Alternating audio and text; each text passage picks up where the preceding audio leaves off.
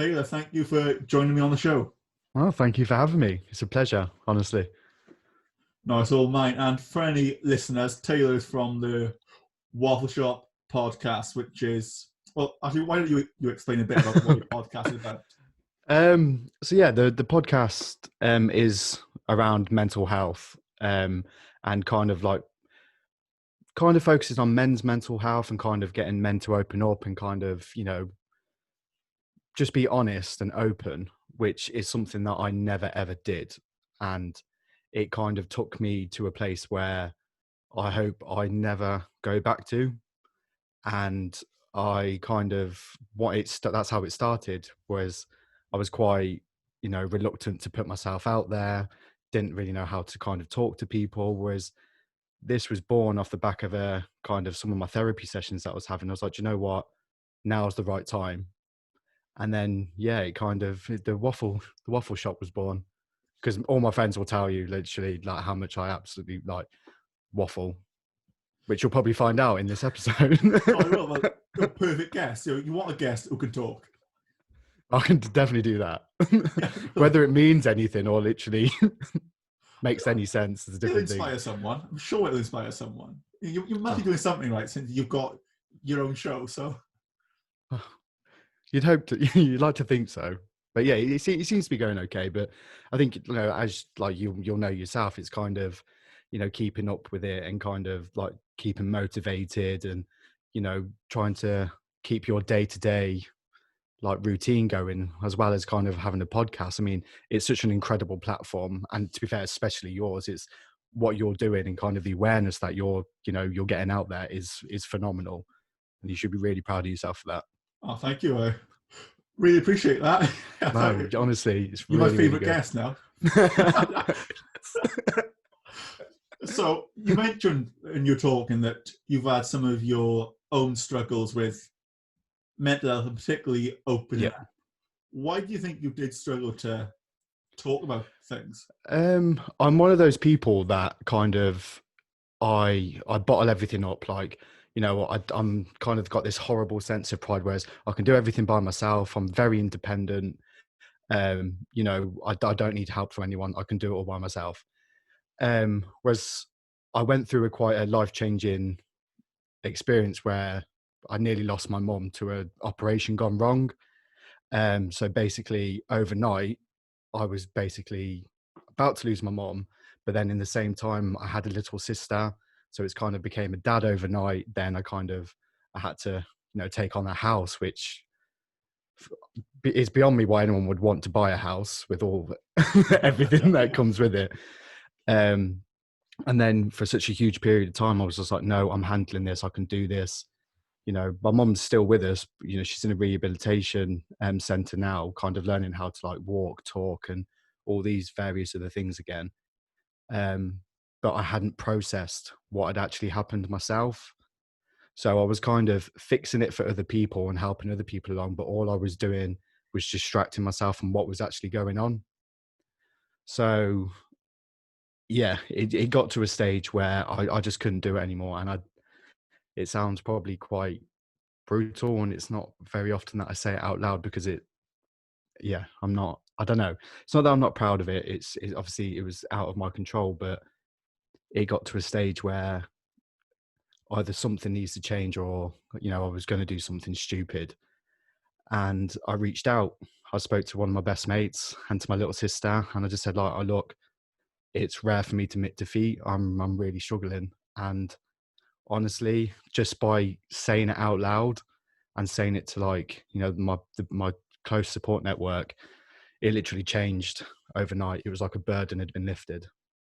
So I'd urge anyone to do it, if any kind of how minor and how major it is, to reach out. There's someone there, always there at the end of the phone or a text. Yeah, definitely. And how important was your best friend, and mainly the fact that you felt that you could reach out to your best friend and your sister? I think it's because they're the people who know me more than anyone. Like obviously it's just me and my little sister at home now. Like she sees me on a day-to-day basis. Like she's there through the ups and downs, like everything that she's been through it herself. but they started picking up on behaviors. Like I'm a very sociable person, and I wasn't going out. I wasn't, going to visit my mum. I wasn't doing certain, my work was being affected. And, there was all these things that everyone was like, something's wrong, something's wrong. Whereas the only person who kind of like pulled me on it was my friend, and was like, something's going on. Are you okay? And yeah, we went around the house, had a beer, and I was just like, yeah, it was just like it had to come out at that precise moment. And to be honest, she probably changed my life. Oh wow! And Yeah. like, it can be as easy as that. You went round to have a drink. Yeah. And honestly, Simple as like I that. know, obviously, not that I'm saying like, everyone should just get drunk. Yeah. Um, but that's kind of the feel I wanted for the podcast. Like I want it to feel like, you've gone to the pub with your mates, had a few beers, and like you can talk about anything. Whereas instead of talking about like, what you've watched on TV, or, what girls you've been talking to, anything like that, I want it to be like, well, how have you felt this week? How have you felt about, we're living in a very, very uncertain time with this, pandemic, this, it's the most bizarre situation I think we'll hopefully ever live through. And, at first I was like, oh God, I'm sick of hearing about it. Whereas now I feel like there's so many kind of like positive things coming from it. And I think it's now that's the time for voices to be heard. Yeah, absolutely. And that's the thing. I think, especially with groups of men, groups of male friends, we don't want to talk about how we feel. Oh. As I've had experiences when one of my good friends, he was very upset, he was crying, and me and my other friends looked at each other and like, what the hell do we do here? Yeah. I don't like to admit it, but it's not very nice. But I had absolutely no idea what to do or say to him at all. I knew nothing. I don't know how to approach it, even start. I think the best, I think everyone's kind of in a very similar boat. Like I'm the worst, but if someone starts crying in front of me, like I don't know whether to hug them or run away. Yeah. So to kind of reach out and like, but I think the best thing you can do and the best advice I'd give to anyone is just to listen, just to make sure that person feels like they're being heard, that they're being understood. Honestly, it could save someone's life.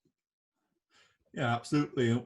Would you say that you're one of the lucky ones? As obviously you were having these dark thoughts, but you managed to get yourself out there with the others. Yeah, I've got this one thing that has got me through this whole situation that I went through, like with my mum, is I've got the best friends anyone could ask for. Like I'm so incredibly lucky to have the friends that I do have.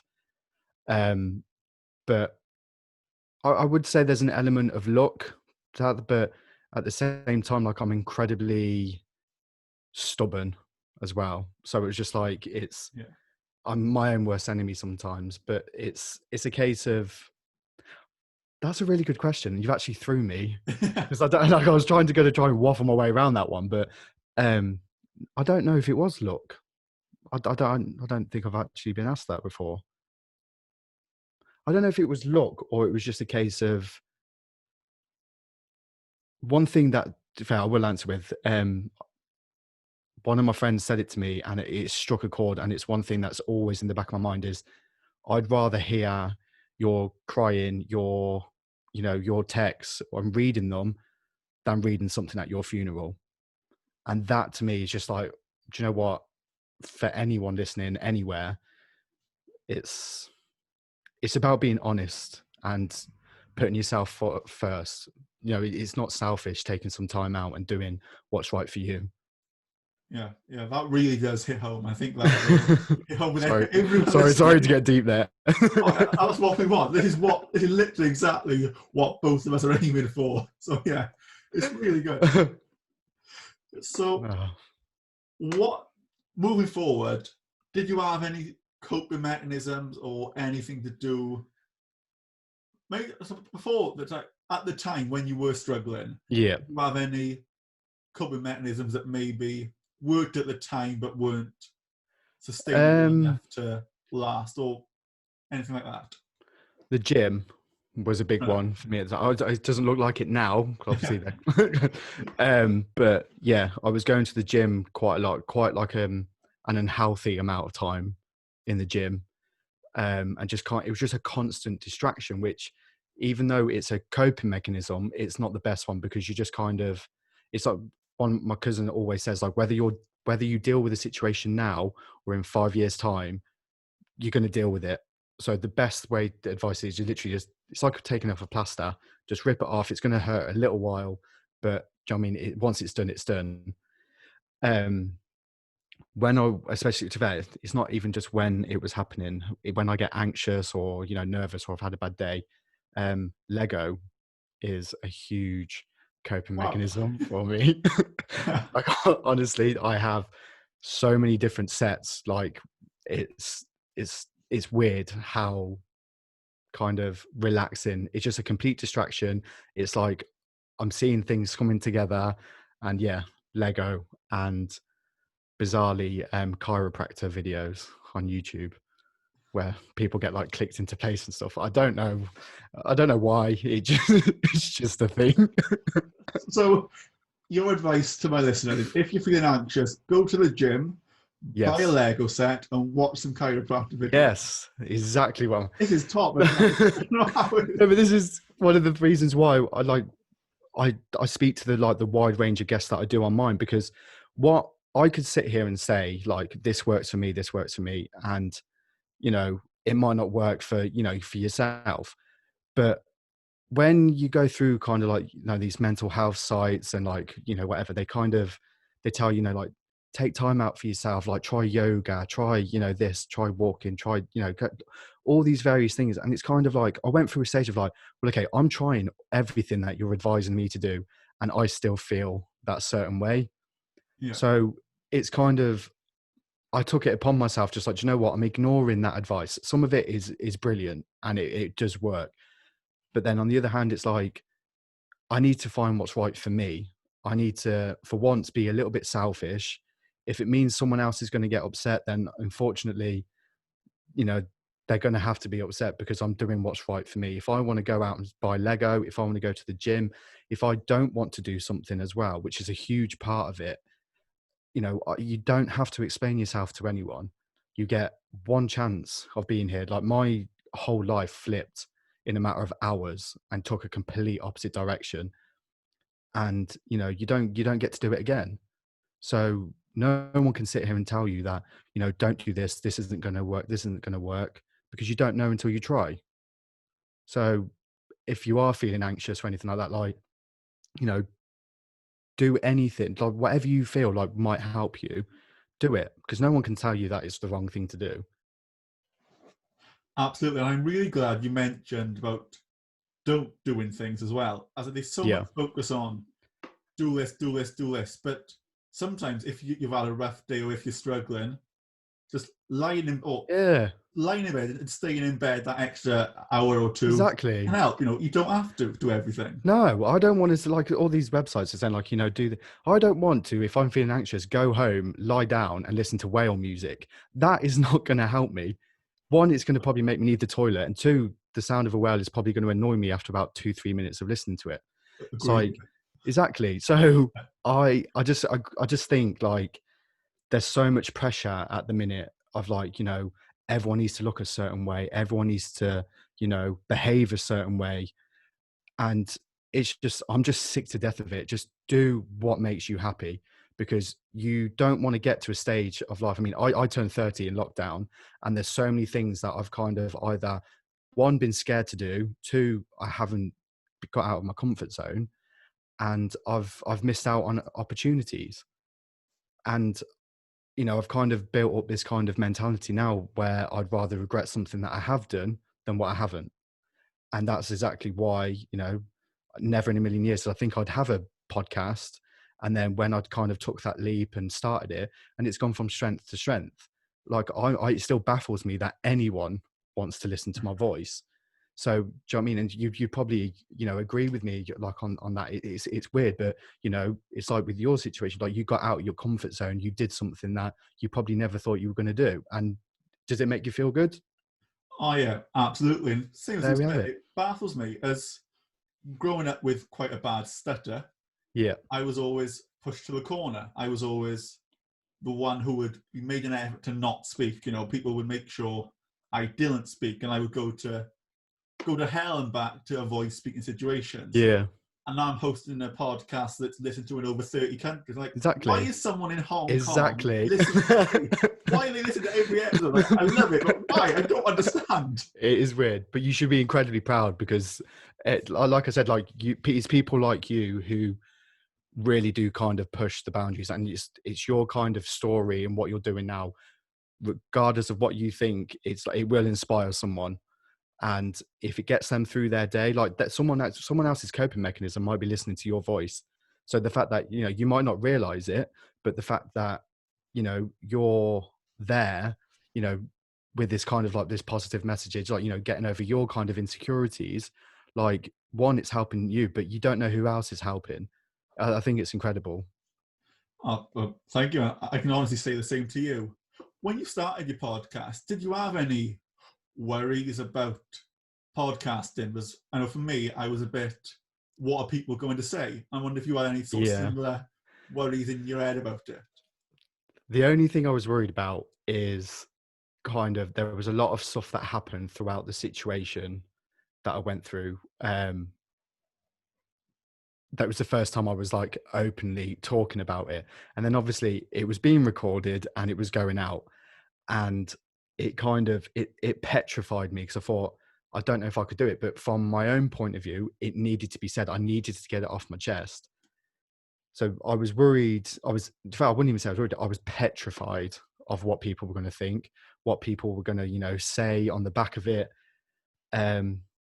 In terms of like the technical side of things like that, I still have no clue what I'm doing. I literally just wing it and hope for the best, but it seems to be doing okay.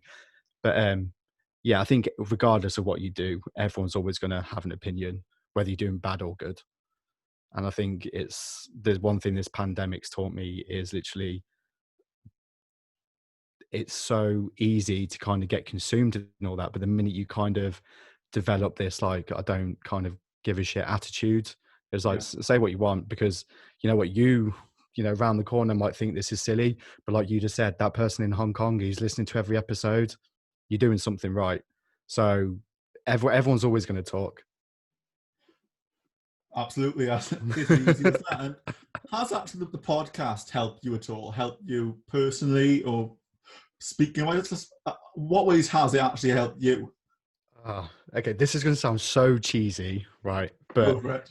it's honestly changed my life in a way. Like I would never I'm so used to doing everything for everyone else. Whereas this is the first time I've kind of had a hobby. It's the first time like I'm being creative. Do you know what? It's broke down a lot of walls for me, and a kind of lot of boundaries that I built up myself. It's allowed me to be more open. From a confidence point of view, it's skyrocketed. Literally, some of the guests that I've had on are fairly well known, and like after 2-3 minutes of like being really nervous, like I haven't got a clue how this is going to go, it's like I'm like best friends with them. And I feel like, do you know what, it's just, I can't think of a negative. It's done me the world of good. I'd Has highly it helped recommend you it. with talking a lot? Has it helped you with just being able to open up and speak openly? Yeah. And it's taught me, because before this whole lockdown situation, obviously in isolation, I felt like because of the situation I was in with, with my mom being in a care home, becoming a father figure to my little sister, running a house, none of my friends are in that situation. No one I know is in that situation.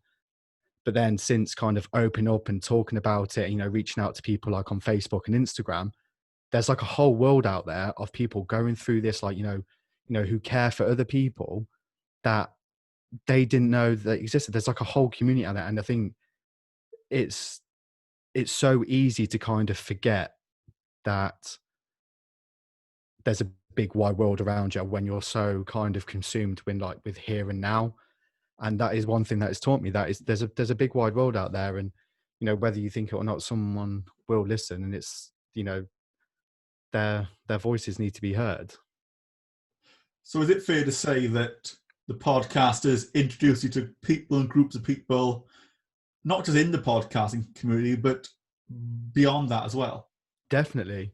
Like the amount of people that we've had, like, you know, message in, and just even like the early days was just like, you know, I didn't know I was having like anxiety attacks. I thought it was like asthma. You know, I went to the doctors and I got checked out, and it turns out like I'm having bad anxiety and stuff like that. Like, and they wouldn't have gone to the doctors without listening to the podcast.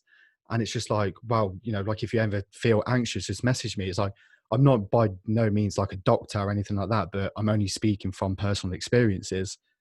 But the kind of the people it's introducing me to, and kind of the kind of people that I'm kind of crossing paths with, like never in a million years would I've spoken to people, like even all around the world. Like one of my episodes was a drag queen from Minnesota in America.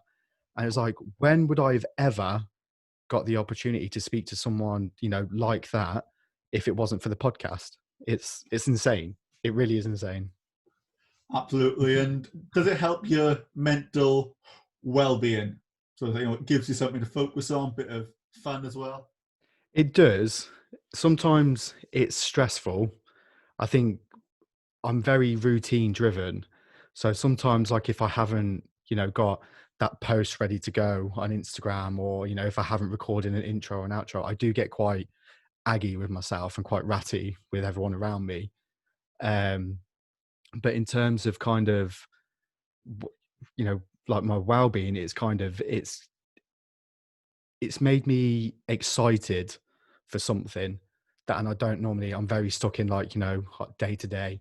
Whereas with this, it's made me think, well, okay, in 2 weeks time, I've got this person on, so I need to get all this ready for that. And then it's made me look towards the future, which normally, because of the situation I'm in, I have to focus on now, which I appreciate massively.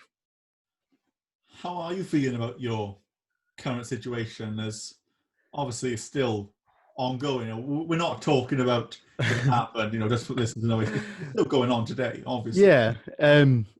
It scares me, like every time like my phone rings, or, you know, if I hear you know, if my phone lights up and it's, you know, the care home that's like looking after my mom, it's like an automatic panic attack. Like the day she got taken into hospital about a month ago, um and she unfortunately caught COVID-19. So for me, it sounds really probably morbid and like very serious, but it was like I was planning a funeral for someone who wasn't dead, and I was just like, she can't pull through this again. Like I get told like 3 times a year, like my mom's going to die, she's not going to make it, and it's like each time it's like it chips away. But when she got COVID, I was like, this is it now. There's no way you know, she struggles, you know, with respiratory anyway. And then she beat it. So it's like, okay, here we are again. You've put me through this, but it's scary. Like, as much as like, you know, I'm a 30-year-old, I have a house, this, that, and the other. I'm still like a little kid. Like, you know, I think everyone's like that with their mom or dad, to be fair, regardless. Or there's someone in their life that they look up to, and yeah, I'm yeah, a little bit scared. Well, that's completely understandable. And just try and explain where your mum gets this resilience from to keep going. Honestly, mate, I wish I knew, because I need some of it. Because yeah, honestly, I do not know. Like, she's very, very lucky to still be here, and how she pulls through every time. And I don't know. I really do not know. Someone's either looking down on her or she's a robot. I don't know. I haven't decided. I haven't decided yet. Could be either. Probably, or both. Yeah. Yeah, that is incredible, really. And have you got any coping mechanisms for when anxiety builds or stuff happens in the spirit of the moment, rather than going to the gym if like you're having a bad night, for example, and you're feeling a bit not sure what to do? That is a very, very good question. Um, no, I don't think I do. I just kind of roll with it. If I'm in a situation where I don't have my normal kind of like, or if I'm on my own, if there's someone with me, it's manageable because I will literally just say, I'm not feeling this, like something's going on, like I feel anxious, like it's, and they know, kind of, they'll just keep talking to me, this, that, and the other. Like I've got an incredible support network. If I'm on my own, honestly, I don't know, other than probably music, headphones in, shut off, focus on my breathing, and yeah, just kind of take myself away and just kind of remind myself that it's not going to last forever. It's, you know, it's a snapshot in time. It's it's really weird kind of way of describing it, but I find anxiety is like stubbing your toe. Like it hurts, but it's only going to be hurt, and it's like for that short period of time, and then you're going to be okay. Probably the Yeah. weirdest way to describe it, but like, you know, when you stub your toe, it's like it hurts. It's a bit of a shock. You're annoyed at yourself that you've just stubbed your toe, but then afterwards you're like, oh no, do you know what? It's all right now. Yeah. Yeah, headphones in, world off. Have you tried meditation or anything along those lines? I have, but I'm too much of a hectic person to relax. Like I really, really struggled. Like if I go on holiday, like when prime example, when it all kind of happened, the year after it happened, I went on holiday to Bali, and it was like once in a lifetime trip. It took me a good 4 or 5 days into the trip to actually calm down and actually enjoy myself, because yeah, I really struggled to relax and kind of unwind. I'm sure it's not a Weird. bad thing up to a point, though. So, well, for me at least, I find it harder to switch off. And I've tried Yeah. meditation, but it just makes me think of things I haven't done. Yeah.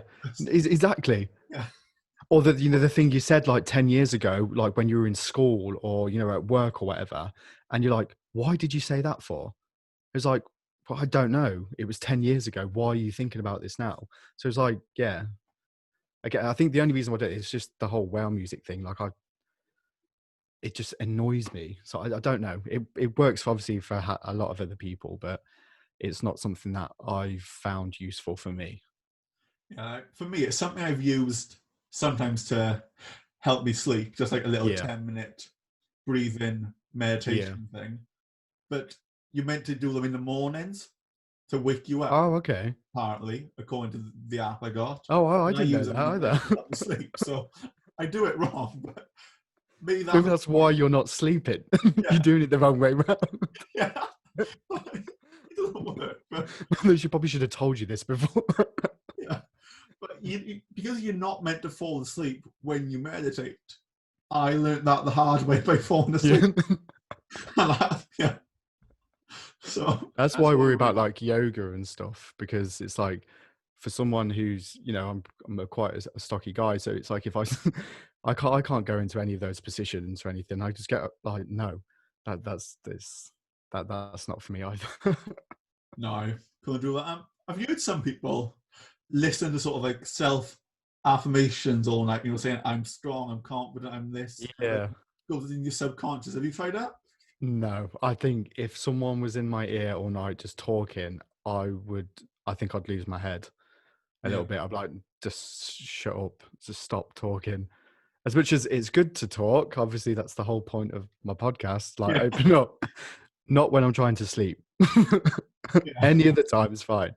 But I don't know. It's like kind of like people use them to like lose weight and stop smoking and stuff as well, don't they? Yeah. But I don't know. But that's what I mean. It's like I can't saying like, you know, it doesn't work. It's this, that, and the other, because I probably haven't given it the time, because I don't think it would work for me. But yeah, I don't know. But if it works, it works. Yeah. Like I've started doing these self affirmations every morning. Yeah. because part of a group I work with, Stop Holding Back, like a charity. Yeah. One of them got his own little business, and basically every morning he goes live singing. You know, he loves himself and he knows who he is. He can't sing, but it's the point Yeah. of getting hyped up every morning.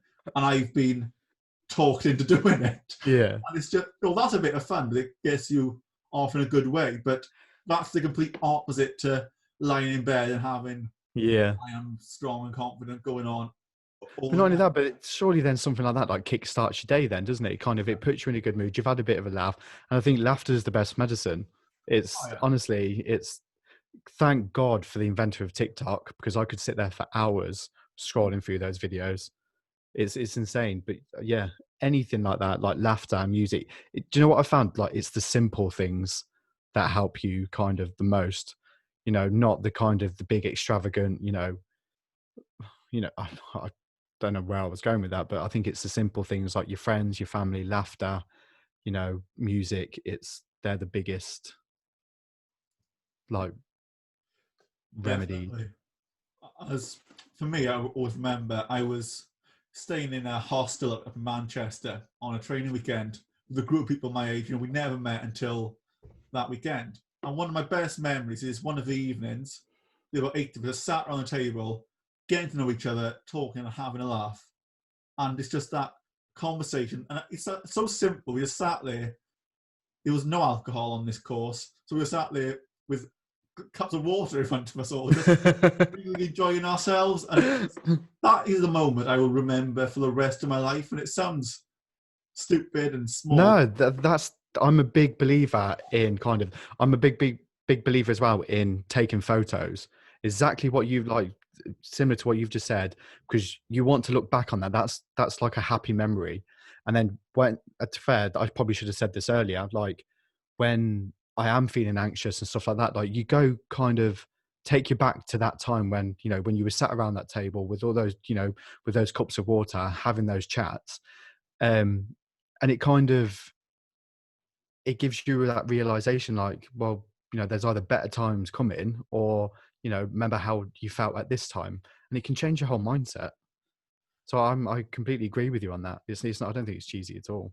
I think it's great. Easy as that. As when I had Greg Trout on the show at the finale last season, he was about all the incredible things he's done. He cycled around the state of America. Wow. After beating cancer twice and being told listen to that. walk again. And he said the memory was his mum and brother came out to see him, and after he cycled around his state or wherever, they went back to their hotel room and had fish and chips. And he said that's the moment he remembers with a Saturday, fish and chips. Exactly. And that's it is, isn't it though? But like all that hard work, that was your reward from it, those fish and chips. Yeah. So anything that gets you by, that takes you to that happy place too. Well, definitely. In America, you still find a fish and chip takeaway. I didn't even know they did them. Oh, brilliant. It's really nice just hearing these simple things. It's like you say, it doesn't have to be anything big or another word for big that I can't think of right now. But, it's just what makes you happy. Is that. That's what it all comes down to. It's, it's like, fuck what people think, do what's right for you, make yourself happy. And I know that may sound quite selfish for someone who spent a huge part of his life, like doing things for the people. There's nothing wrong with like self-care at all, because if you're not going to invest in yourself or look after you, someone else might not either. So you look after number one, and honestly, trust the process. Were you scared at all or anxious when you started to think, right, I need to put myself first here? How did that feel in the build and when you actually did start to? Yeah. It still does. I still really, really struggle with it, like badly, if I'm being honest. It petrifies me, because it's that constant feeling of like, one, it's a feeling of failure. Like, what if, I do put myself forward and it doesn't work and this, that, and the other. But that's one thing that I'm oddly grateful that this whole lockdown happened, because I've actually had to concentrate on myself. I've had to put myself first, look after my, myself, to kind of, make sure like I'm not going out. I'm not, I'm following these guidelines. I'm focusing on me, not being there running around for everyone else. And I think it has done me the world of good. But it scares me. Honestly, it's I don't know. Sometimes I feel like I sound really confident, but then when you like, yeah, Yeah. you threw me now. Yeah, it's tough. I kind of just like laugh and kind of like try and avoid it as much as I can, but it needs to happen. Yeah, You it need to look does. after number one. What do you think does scare you about it? I think it's the failure. I think it's the getting out of your comfort zone, and it's that kind of thing. Like I'd rather see other people happy than be happy myself. As much as that, it sounds like, oh, that's nice, to do things for the people. It's when it's reciprocated, it makes me feel really weird.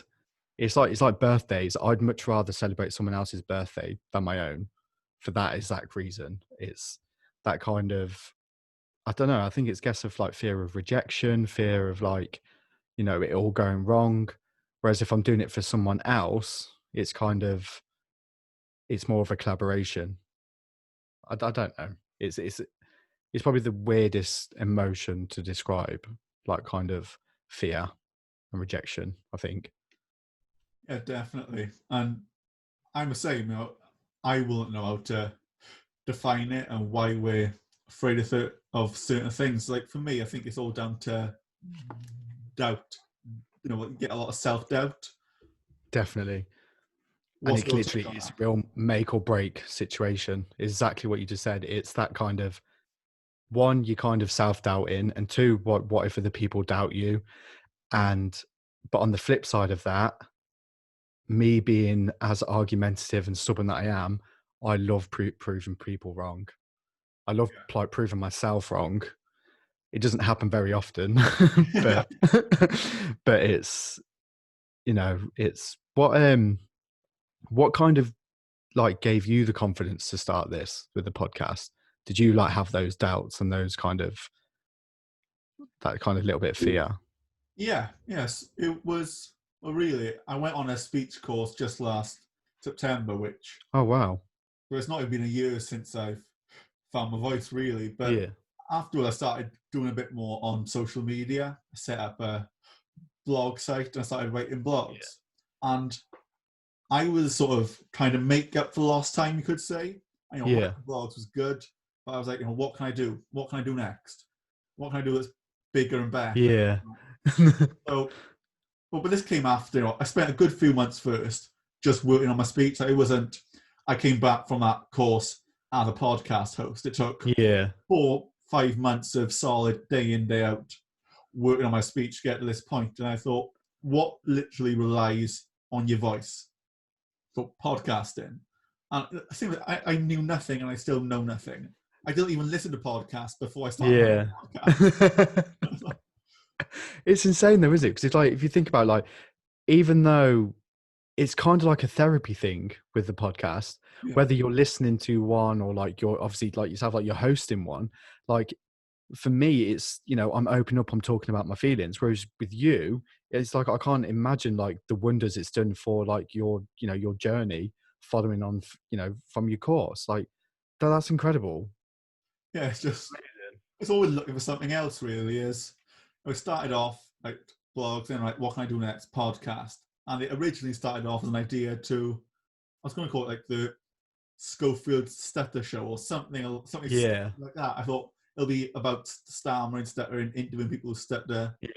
But I did a few interviews. I thought I'm enjoying this. What can I do to challenge myself a bit more? So I interviewed an actor called Jamie Chambers, who's Stormtrooper in Star Wars, been in a few other things. Wow. And it's like, sorry, that was the where can I go next? Let's throw in a few people who don't stammer and aren't related to stammering or stuttering at all and Yeah. interview them, because that was a challenge for me.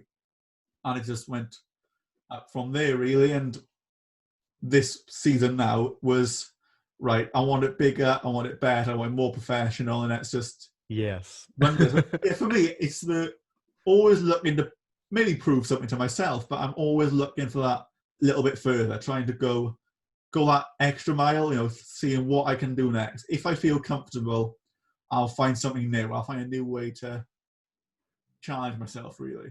I think you're doing an amazing job. And I imagine, like you said earlier about, you were you felt like you were pushed to the side. You felt like your voice wasn't being heard. The fact that, there's people, with a stammer or a stutter, and they're probably listening in now. And, the amount of kind of confidence that you're probably giving people without realizing you honestly, it's incredible, mate. It's literally, as soon as it's really weird, like, you see all those in those groups, like on Facebook, with the podcasts and stuff like that. And like some of it's just kind of like overcrowded, and it's just like the odd one, like yours straight away. I was like, he's got a story to tell. Like your voice needed to be heard, and it comes across so well. It's genuinely like a fan.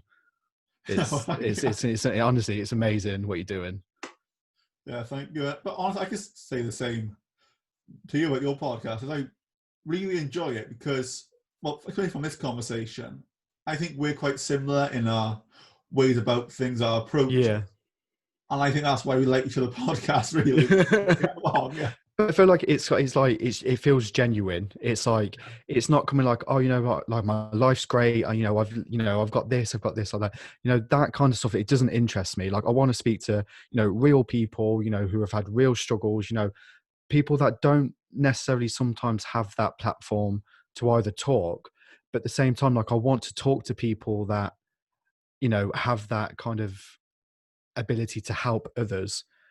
And from a selfish point of view, like I want to speak to people and kind of like, in a way, like make friends with people that, they want to encourage, they want to help people to be like the best version, that they possibly can.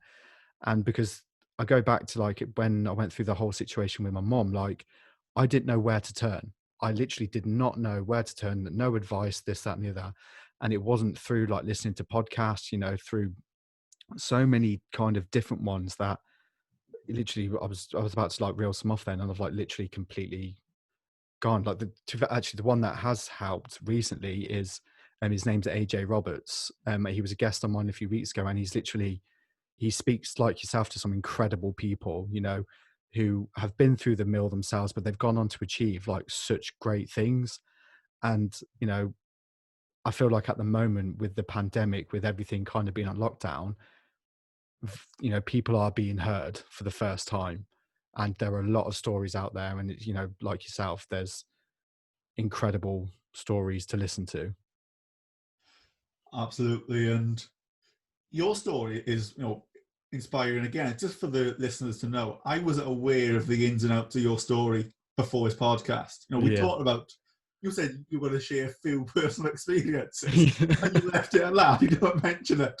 It's like because that. I don't know how to, and when I talk about it, it's because it takes me back to such a dark place. And don't get me wrong, I'm incredibly proud of myself. And the biggest achievement for me is like the hours I used to put in, to be fair, and you'd probably appreciate this, like my mum lost her voice, and for all those hours of kind of sitting next to her saying like, speaking to her, playing music, trying to conversate with someone, like her first work, it happened in May, she didn't speak until October.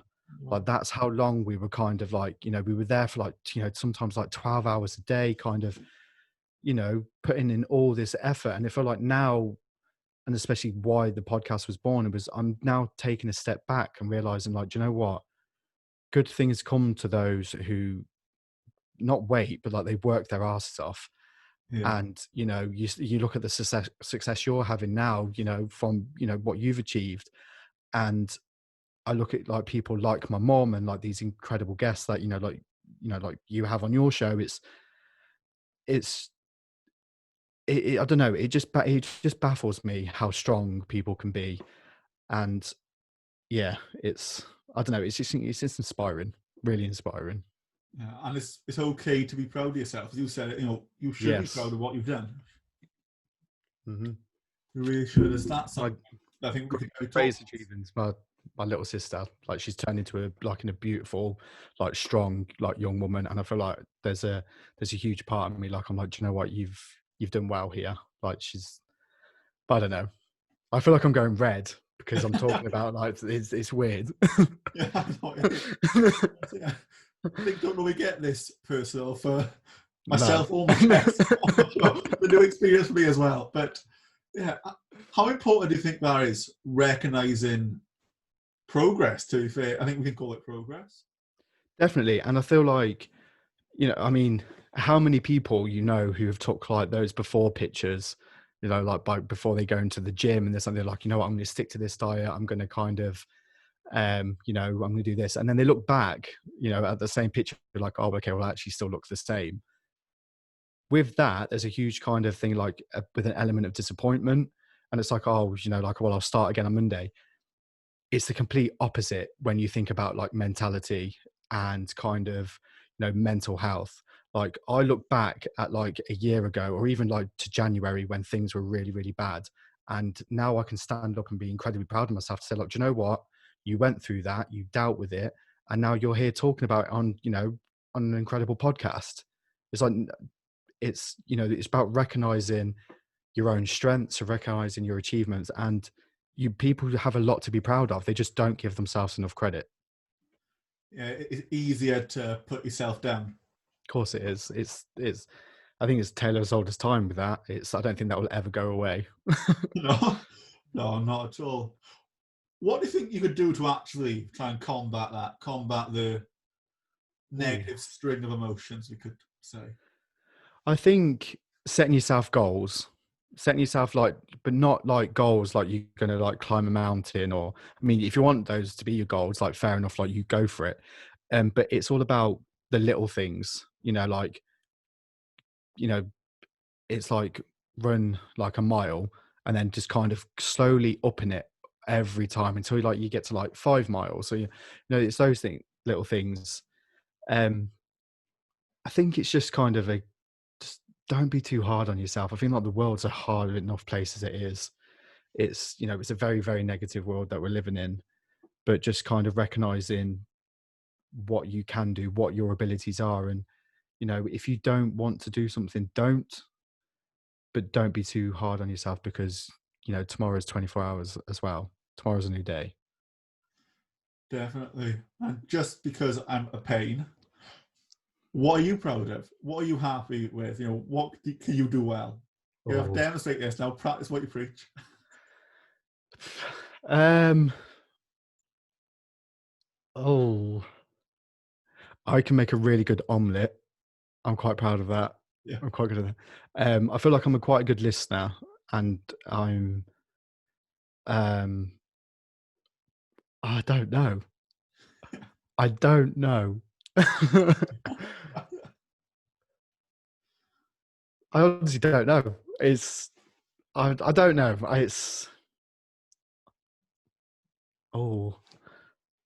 This is the first time I've been asked these kind of questions, so you've really It's not planned. No, it's not scripted or anything. It's more.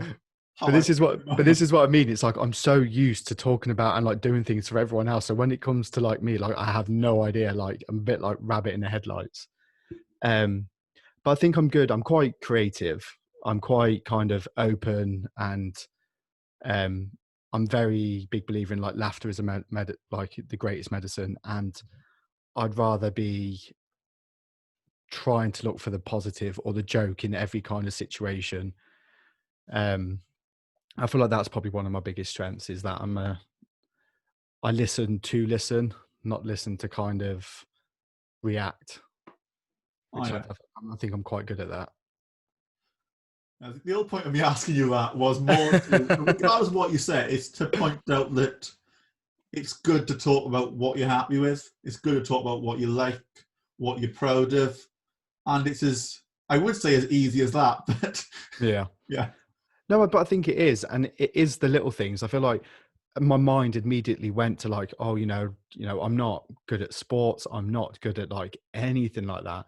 But it's like the little things, like, I can make an omelette. Like I'm good at like, I decorated my kitchen. Like I'm good at like kind of pulling things together and kind of, seeing what looks good together, this, that, and the other. So it's not a case of having this big, huge, like in your face kind of talent or, this, that, and the other. Like it's recognizing what you can do and kind of being happy with what you have achieved. Not something that it's just some things are unachievable. And I feel like we set ourselves some look quite unhealthy goals in this kind of time that we're living in, where everything has to look perfect, and like this whole Instagram generation, it's kind of just realizing what you can do and being happy about it. Definitely, and it's being happy about anything. As you see pictures on it, what's your take on seeing the certain pictures on Instagram from certain people who are staged to look like they're happy? If I scroll through my Instagram and I see someone with like a six pack, I unfollow them because I don't need that kind of negativity. No, I'm joking, but with stuff like that, like I feel like that's if they've achieved that and they've worked really hard to get that, and I feel like if they want to show it off, then they have every right to show it off. If I've made a really good omelette and I want to post a photo of it, like I've worked really hard on that omelette, so I'll post it. Like I feel like everyone's too kind of focused on what other people are doing, and they kind of forget how incredible they are themselves. So I feel like if you want to post something like on Instagram, regardless of what it is, post it. If you want to, post stupid videos on TikTok, do it. Because if it makes you happy, honestly, at this point, you're only wasting your time worrying about what other people think. If you want to do it, do it. No regrets. It's as easy as that. And do it for the right reasons. Don't do it to follow the crowd. Don't do it. Just do it for yourself. No, exactly. You get the only place you get when you follow a crowd is someone else's end goal, and sometimes that works, sometimes it doesn't work, but you just need to follow your own path. If you follow your gut, I'm a very big believer in, if you don't feel something's right, 90% is probably not right. Like, trust in yourself, trust the process, because good things come to when you take that time for yourself. I literally can't agree more. You can tell that you are a mental health related host because because I just chat absolute shite about. Well, we both do. I thought, just for sort of as we come into the end now for the last few minutes, why don't you just talk about the Waffle Shop, talk about your guests, your podcast, just promote, really, is the best way to do it. So it obviously, like I said, it started off from a selfish point of view of me opening up about my own mental health, my own struggles, and just kind of getting 3 years worth of like pain, grieving for someone who technically isn't dead, and all those kind of feelings out there, and talking about it. And then each week I have a different guest on, whether it's I've had doctors, I've had psychologists, I've had celebrities on, I've had in upcoming episodes I've got like musicians on, and it's just about talking to people and making sure that everyone realizes that no matter what platform you're on or whatever stage you have, everyone feels the same. Everyone, regardless if you've got millions of pounds in the bank or if you've got like a fiver in the bank, you are still going to have those same worries and those same anxiety, like related kind of issues as someone else. And I feel like everyone is kind of so caught up in what other people are doing. And this is what I wanted to do with the podcast is, I'm not scared to say, like, I think yoga is very difficult. I keep kind of swiping at yoga. There's a lot of other things. It's just a thing that pops me. But I want to remind people that it's okay not to be okay. Like, if these things are not working for you, then that's okay as well. So yeah, it's, a few beers, a waffle, not an actual waffle. Probably should explain that as well, because some like American people who listen to it think it's like a food related podcast. It's not. It's just a kind of just waffling about mental health. And then a shop basically, you know, is something where you go and you get like your necessities from. You know, you need to go to the shop to get regardless. So it's like, for me, it was like, you know, you go to this place, you have a waffle, you take what you want from it, you know, whether it's, you know, someone's talking about breathing exercises, someone talking about, you know, their diet, their, you know, their gym regime, or, you know, their time on, you know, Celebrity Big Brother. It's, you know, it's, everyone feels the same, and it's, you know, regardless, it's normal. That's brilliant. It's going to sound dull, but I never realised that the shop meant shop. That's so stupid. I just thought, well, the waffle shop, and it was just the waffle shop. I never thought that together would take it. Yeah, so that's opened my eyes. And where can my listeners find you? Where can they find you and your podcast? So we're on Apple and Spotify at the moment. You can find me on Instagram at the Waffle Shop Podcast. Yeah, just come and have a waffle, listen in. If if it helps, it helps. It doesn't, hopefully it makes you laugh and puts a smile on your face. That's the way it is. Anyway, tell you that. Thank you so much for appearing on the show. You know, I really enjoyed it. Thank you for having me. Honestly, mate, you are really an inspiring person, and it was honestly an honor to be on. It's the first time I've appeared on someone else's show, so it means a lot. So I've really enjoyed it. Yeah, you've been a brilliant guest, and I know my listeners will agree. All across the world, including my one listener in Hong Kong. Yeah, I feel like you need to learn how to say hello in like the native language. I do. Just to kind of. Oh, do you? No, I do need to learn. Oh, right. I thought you were about to say then. I was like genuinely surprised that you were going to say that. No, but so have you got any last words? Final words. Just do what makes you happy. You're here for what you're here once. You don't get literally rather regret something that you have done than what you haven't done. I think. Yes. Yeah. There you go. Honestly, the honor's been all mine. Thank you. I appreciate it. Thank you for having me. Waffle Shop.